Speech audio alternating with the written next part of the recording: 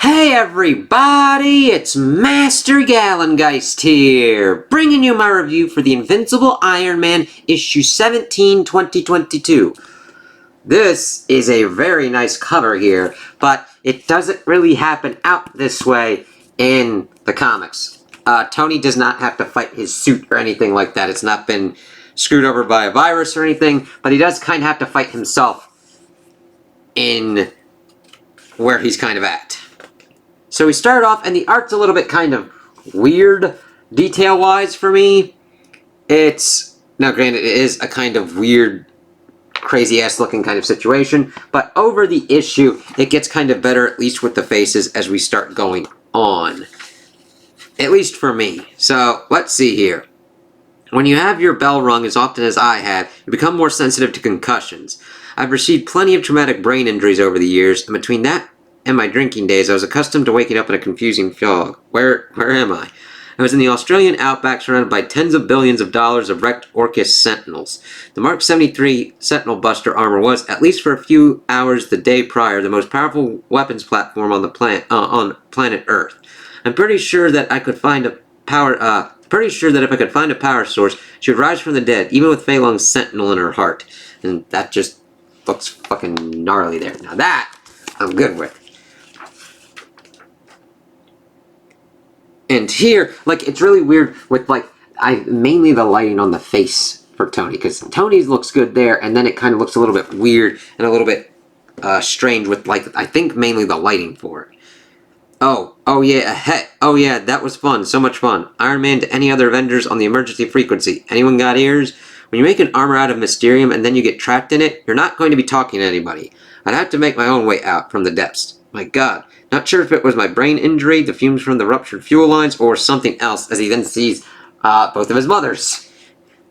Or I was dead, like my adoptive mom who was having tea with my birth mom. It seems they were trapped inside my creation too. Oh, hello Tony. I would have preferred everyone call you Anthony, by the way. Maria? Amanda, am I dead? Again? I suppose that's really up to you, darling. Why don't you ask your father? He's alive? No, don't be silly. Of course he's dead. And he's just through there. As they then switch over to having Iron Man heads. It's like, okay, this is gonna be one freaky-ass one. As we then see him kind of crawling through the Sentinel Buster, having crazed kind of dreams. Which I kind of like. It's like, he's built this giant kind of creation, and he's kind of going through his own kind of crazy history through here, which I really actually kind of like, and am interested in this execution.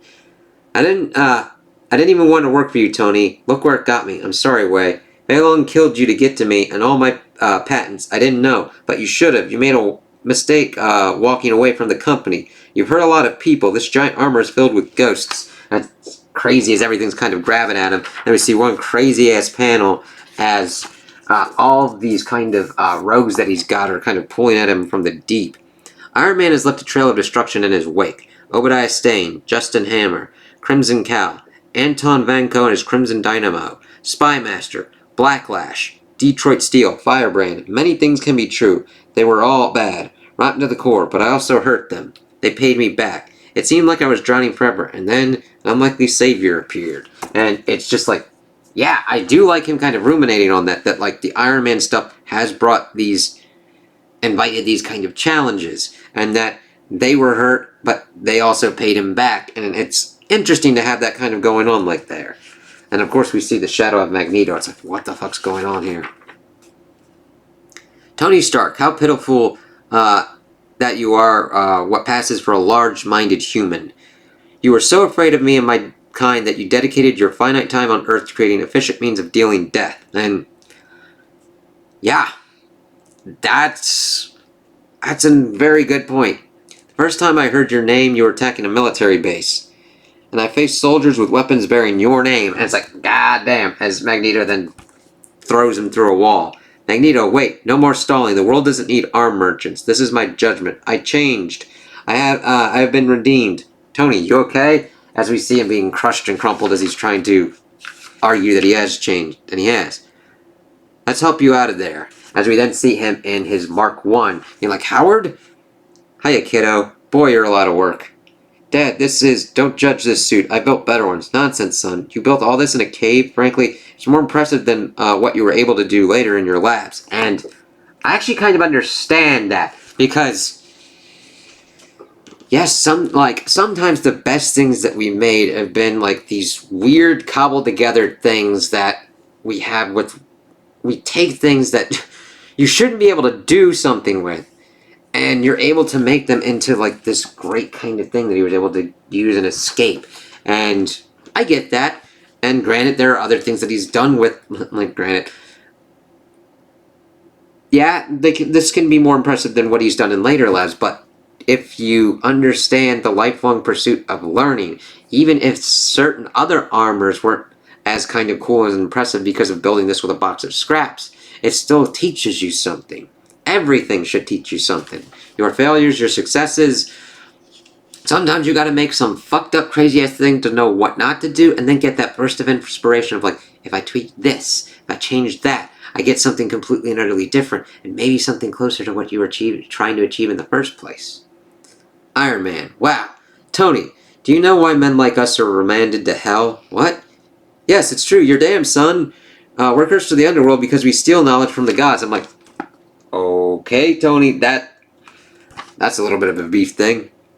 Because, I mean, granted, there have been instances where Tony essentially literally stole stuff from the gods and did stupid fucking shit with it. So, yes, it kind of hits, but on the more part, I don't think that really is the case, because Tony usually does use his own ingenuity and his thinking and the building upon of others that came before to build something new for others to come after to build upon as well. Okay, I'm not sure I agree with you. My armor's out of power. Can you help me up? I can't. I died in a car wreck. Dad, help me! And we then see him gruesomely shift to like his dead form. It's like, fucking shit. And trust me, this is like the crazed, fucked up psyche of Tony Stark, pretty much in almost death kind of thing. As he's like grasping out, kind of getting back to a kind of normalcy? Help me. I came to my senses as I arrived at the heart of Mark 73. Fei Long's suicide run had caused the reactor to vent what little energy I had in reserve. I had hoped that Fei Long had been killed in the impact, as we see the venting and everything, which kind of reminds me of the Beta Ray Bill comic that had come out, like, really kind of cool. But I'm not that lucky. As he then gets whacked by Fei Long, being like, I'm a dickhead. I'm a dickhead. My respect for you grows, Stark. There's nowhere on Earth you could hide the construction of a Sentinel Buster, so you went to the stars. My contempt for you is bottomless. This is for my friend Zhong Wei. As he then blasts him, he's like, oh shit. Mistakes were made, Tony. By you, by me. I know you'll be better off dead, so allow me, as he attempts to do his, like, blast. I designed this armor with you in mind. Your little post-human roar is nothing to me now. And that's a really cool kind of shot as he, like, blasts through with his shield and then punches him. This is from my old neighbor, Mariella Marcus. She had a family. This is all, for all the lives you've ruined. And he then just starts going ham. It's like, shit, he is not pulling himself. You're right, of course, I failed. Don't you try that mental judo crap on me, Fei Long. I give you every chance to avoid this reckoning. Gasp. It's true, you did. And the thing is, yeah. And I like that. Tony doesn't want to do this kind of shit. I want you to do it. And before you do, there's something you need to know. And I do like Tony's face there. The art just really sells it. And throughout the rest of this back half. He dropped him. Shut down all the remaining sentinels now, or I'll make you wish I had killed you. That's what I'm telling you. Made a terrible miscalculation. The humans and Orchis aren't calling the shots anymore. Oh, look! You fucked around and found out, dipshit. The artificial intelligences, Nimrod, Omega Sentinel, they want to kill us all, mutants and humans alike. Oh, so you were going to take out the mutants, then take out the heroes, and now this artificial intelligence, triumvirate kind of thing, not triumvirate, but duopoly, pretty much. Nimrod, Omega Sentinel, they want to kill us all. Mutants and humans alike. No shit, as we see the fucking Stark Sentinels floating there. None of the machines respond to my command. It seems there were two Orchis organizations all along. One I dominated, one that secretly dominated me. Tony. Fuck. And now, while we've been at each other's throats, we're dead in the water, and the entire Earth is doomed. Emma, can you hear me? Yes, Anthony. I was just about to reach out to you. There's been a development in the war. I trust you realize that the humans and Orchis were nothing more than meat puppets? Yeah, you always gotta watch out for that shit. But that's with any kind of thing. Anybody can use you for their kind of shit. So I hear. There are more Sentinels than even I knew about. They're gathering here to kill us all. You told me you solved the problem of firing that armor, but you didn't, and you hid that from me. I could have solved it, Emma, but we ran out of time. Had to go to war. I'm in a pickle. I don't suppose you're sending the X-Men my way? Goodness no, we're far too busy, darling. But I did ask someone to call on you. Oh my god, I'll be damned. And we then shift over and we see that it's Magneto, which I know he died, but I don't know how he came back. I know there's a whole resurrection of Magneto going on, but that is a really good shot of Magneto there. I love that page. That's actually really kind of cool. One Riot, one Omega, darling. Hello, Stark. Your wife sent me. I've had my share of untold tales in this autobiography, but maybe none more suspenseful than my next story. I learned to stop worrying and love the master of magnetism. So those two working together, Tony and Magneto, that's fucking nuts and is a very interesting place to put both characters, since Tony's like, that man can kill me and put me in a coffin of my own armor. I'm afraid of that shit. And Magneto's like, I'll do whatever I fucking want. So let us see. Granted, that fucking cover is amazing. I love the armors and Tony's armor and Magneto using his magnetism. 18. Side by side with Magneto. For years, the master of magnetism was Iron Man's greatest fear. For good reason. But to take down Orchis, will Tony have to work together with X-Men's former adversary? Will a fight against every Sentinel on Earth be too much for even these two powerhouses? Let us see next time. So, I really enjoyed this issue because I didn't know where exactly it was going to go with Tony trapped in the armor.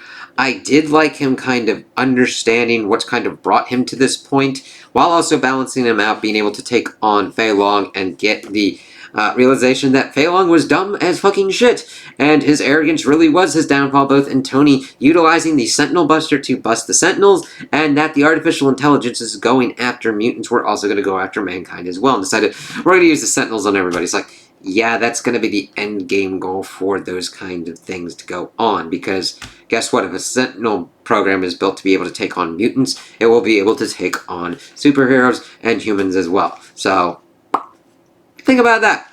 So, I liked that balancing act. We kind of descended through the bowels of the Mark 73 as we then got to Fei Long, and I think it was balanced well enough. Fei Long was pretty much on the back half, and Tony's armor was still in good enough shape for him to pretty much effectively fight him before Fei Long's like, I fucked up. And seeing that we were able to link up with Emma and then Magneto being brought into the fray, you don't really see Tony interact with the X-Men as much as we've had in this arc, and I actually really have enjoyed it. It's very much put him into different kind of territories that I was not really expecting much, especially culminating here with him working with Magneto in the next issue. I can't wait to see what happens with that. So, those are my opinions on the issue. Tell me what you guys think in the comments below. If you liked it, if you didn't like it, if you agree with me, if you disagree with me. Also like and subscribe, and I hope you have a good day.